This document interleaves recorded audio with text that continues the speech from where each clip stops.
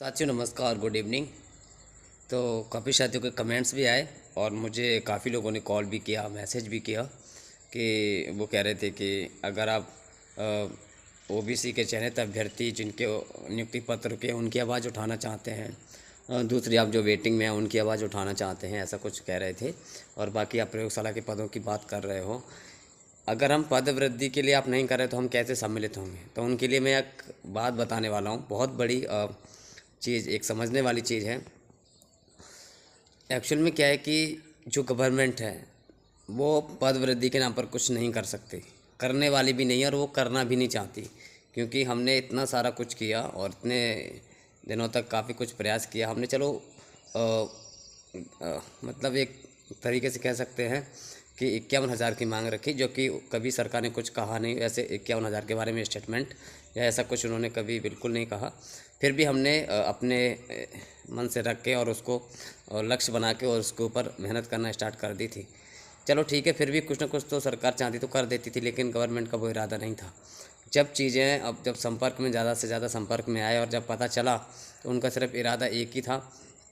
उनका कहना यही है कि हम जो चॉइस फिलिंग करवा चुके हैं जिन अभ्यर्थियों से, चाहे जो ओबीसी के अभ्यर्थी जिनको हम नियुक्ति पत्र रुके हुए हैं किसी कारण से, ठीक है, तो उनको नियुक्ति पत्र देने के लिए जो चॉइस फिलिंग करा चुके हैं उनके लिए हमें चाहे पद बढ़ाने पड़े तो हम वो बढ़ा सकेंगे। मतलब तो मेरा कहने का मतलब ये है, सरकार इनको नियुक्ति पत्र देने के लिए जिनकी काउंसलिंग हो चुकी है, ये बहुत बड़ी समझने वाली चीज़ है, आपको समझनी पड़ेगी कि अगर उनको नियुक्ति पत्र देने के लिए पद बढ़ा दे वो एक अलग बात है, लेकिन हम ये कहें कि वो पद वृद्धि कर दो आप, उसके बाद ये चीज़ें अपने आप क्लियर हो जाएंगी, तो ये बिल्कुल पॉसिबल नहीं है और सरकार इसको बिल्कुल नहीं चाहती कि हम पद वृद्धि करें तब जाके ये चीज़ें सॉल्व हों। या फिर हम ऐसे जैसे मान लीजिए फ्रेश हम कहें हमें पद वृद्धि चाहिए, पद वृद्धि चाहिए, तो हमने लाखों कोशिश की है पद वृद्धि का।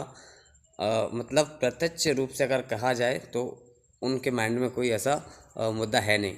लेकिन अगर ओबीसी के नियुक्ति पत्र रुके हैं किसी भी कारण से, पहली बात तो पहली काउंसलिंग में ऐसा कुछ भी नहीं था, और सेकंड काउंसलिंग में भी पता नहीं कौन सा जीएडी का ऑर्डर ला के उन्होंने 2-2 3-3 नियम लागू कर दिए, जबकि ऐसा नहीं करना चाहिए था। फिर भी चलो मान लिया कर दिया आपने, तो आप उसमें करेक्शन करो या पद बढ़ाओ, वो कुछ भी करो, ये आपकी प्रॉब्लम है। तो सरकार पद भी बढ़ा सकती है, कुछ भी कर सकती है, ठीक है। लेकिन अब जो कह रहे हैं कि हम पद वृद्धि के लिए, तो हम कैसे आएंगे? तो आप यही मानो कि हम जो ज्ञापन बनाएंगे या जो ज्ञापन दे रहे हैं और अभी भी हम जाते हैं देने के लिए, तो हम उसमें उसी मुद्दों को रखते हैं जो कि वास्तविक मुद्दा है। वास्तविक मुद्दा यही है कि चॉइस फिलिंग करवा चुके जो अभ्यर्थी हैं उनको नियुक्ति दी जाए, चाहे तो आप पद बढ़ाइए या कुछ भी करिए, और आप जानते हैं कि पद ही बढ़ेंगे और इससे ऑप्शन कुछ बढ़िया हो नहीं सकता उनके लिए, सरकार के लिए। चाहे पहली काउंसलिंग के बचे हुए पद है उनको जोड़ो, चाहे और पद बढ़ाओ, हमें नियुक्ति दो। तो देखो ज्ञापन में ये चीज़ें मेंशन रहेंगी कि प्रयोगशाला के पद जारी करो, पहली काउंसलिंग के बचे हुए जो पद हैं उनको उनके द्वारा भरो, और या फिर कहें कि जिनको आपने चॉइस फिलिंग करवाई है उनको नियुक्ति दो, कैसे भी दो। तो पद बढ़ सकते हैं सिर्फ इस वजह से, ना कि इनकी देखो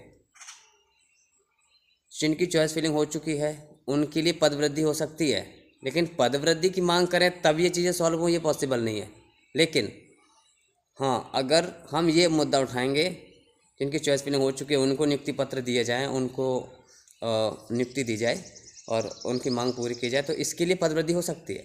लेकिन पद वृद्धि करके ये चीज़ सॉल्व हो, ये पॉसिबल नहीं है, लेकिन इनके लिए पद वृद्धि हो सकती है, ये ठीक है। तो उसमें सबको फ़ायदा मिल सकता है, सभी कैटेगरी के लोगों को, और जितने भी पद बढ़ जाएँ 5-7 हज़ार जो भी बढ़ जाए वो सबके लिए फ़ायदा है।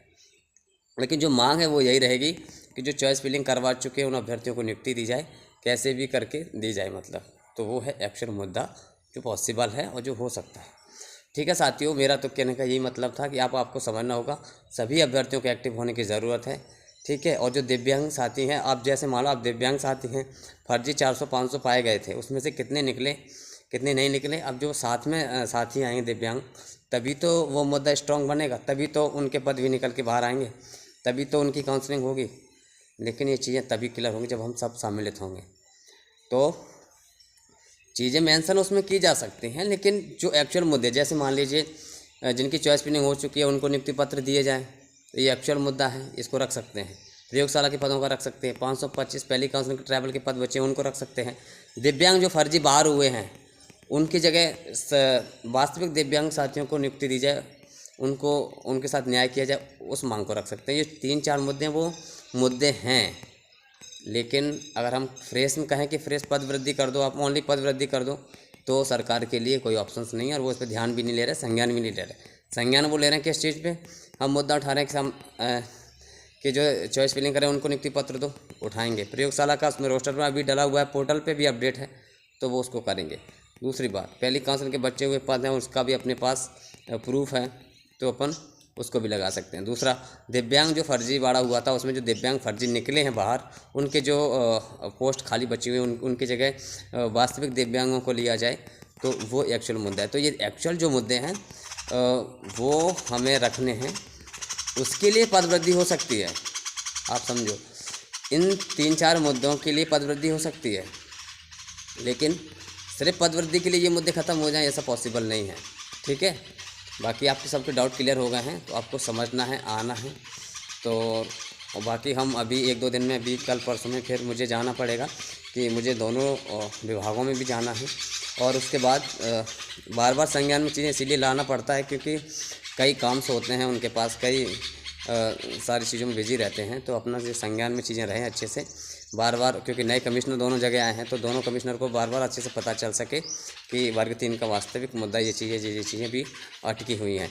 ठीक है, और अभी शिक्षा मंत्री जी और डिप्टी सीएम और दोनों ट्राइबल के जो मंत्री हैं उनसे भी मिला जाएगा, तो उनसे अब मिलने की कोशिश करेंगे। हो सकता है मैं कल जाऊँ और परसों नरसों 2-3 दिन तक वहाँ पर रुकना पड़े, तो हम इसीलिए कर रहे हैं क्योंकि उस मुद्दे को हमें हाईलाइट करना है। ठीक है साथियों, बाकी मैं और कुछ नहीं कहूँगा और मुझे किसी चीज़ पे कोई संज्ञान लेने की ज़रूरत नहीं है। बस मुझे ये बताना कि पद वृद्धि का रीज़न क्या है, पद वृद्धि कैसे हो सकती है। सिर्फ पद वृद्धि के लिए हम ये चीज़ें नहीं कर सकते, लेकिन उस चीज़ के लिए अगर करेंगे तो पद वृद्धि हो जाएगी।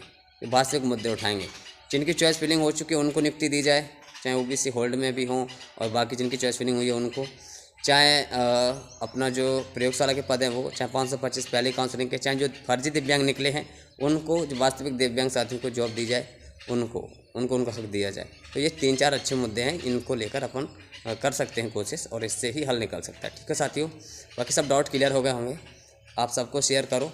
ठीक है, आप देखो क्योंकि अब अंतिम मूवमेंट है, इसके बाद कोई कुछ नहीं होगा फिर, और जो वास्तविक मुद्दे हैं उनको रखना। अगर फालतू के मुद्दे रखेंगे तो फिर मेहनत बेकार चली जाएगी। अब की बार मेहनत बेकार नहीं करनी है, चाहे 100 लोगों का ही संगठन क्यों ना बने, चाहे 50 लोगों का क्यों ना बने, अब की बार जीत हासिल करनी है, बस लक्ष्य प्राप्त करना है। किसी भी कंडीशन में अपने मुद्दे सुलझाने, बस फालतू की मांगें नहीं रखनी है।